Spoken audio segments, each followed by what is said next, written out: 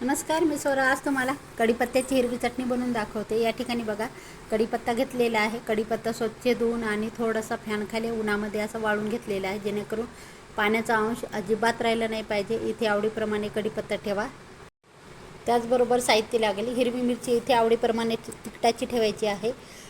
कमी जास्त इथे मिरची करू शकता. 7 ते 8 लसणाच्या पाकळ्या, अर्धा चमचा जिरं लागेल आणि अर्ध्या वाटीला थोडीशी शेंगदाणे घेते मी. शेंगदाण्याचा जास्त वापर करणार नाही यामध्ये. आता लोखंडाच्या तव्यावर आपल्याला हे कढीपत्ता अगोदर भाजून घ्यायचा.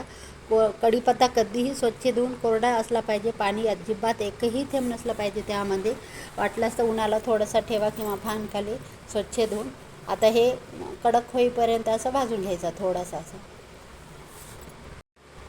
आणि या ठिकाणी 1 ते 2 मिनटासाठी असा कढीपत्ता मंद आचेवर हे भाजून घ्यायचा लोखंडाच्या तव्यावर. आणि इथे बघा किती छान भाजला गेलेला आहे. कुरकुरीत असा कडक भाजून घ्या आणि थोडंसं तेल टाकायचं. जास्त तेलाचा यामध्ये वापर करायचा नाही. आता परत एक वेळेस आता गॅस बंद करून टाकलेला आहे. तवा गरम आहे, त्यावरच हे असं फिरून घ्यायचं. कढीपत्ता छान असा कुरकुरीत झालेला आहे या ठिकाणी. कारण काय होतं, खूप छान 1 महिना 1.5 महिना आरामात चटणी टिकते. वास येत नाही, बुरशी लागत नाही. बाहेर जरी ही चटणी ठेवली तर अशा प्रकारे तुम्ही करून बघा, नक्कीच आवडेल तुम्हाला. आता हे थंडा करून घ्यायचं आहे.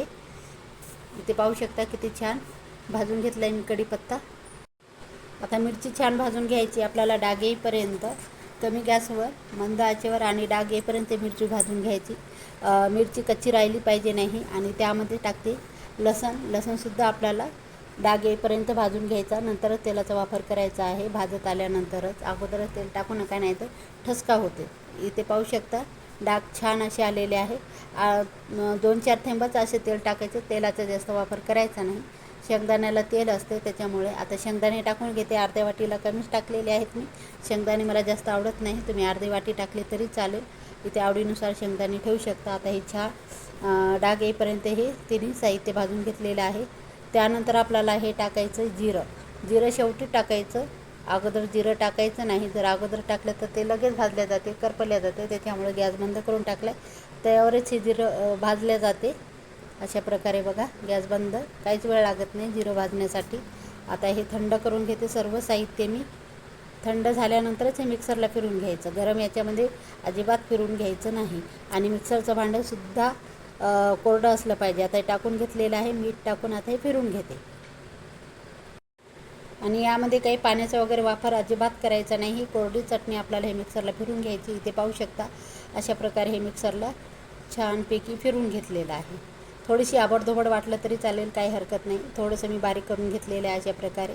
हे बघा, थोडीशी चिकट होते ही चटणी शेंगदाण्यामुळं, तेलामुळं, त्याच्यामुळे ही अशा प्रकारे करून बघा. आणि जास्त प्रमाणात करून ठेवायची. इथे तुम्हाला आवडत असेल एका बाउलमध्ये.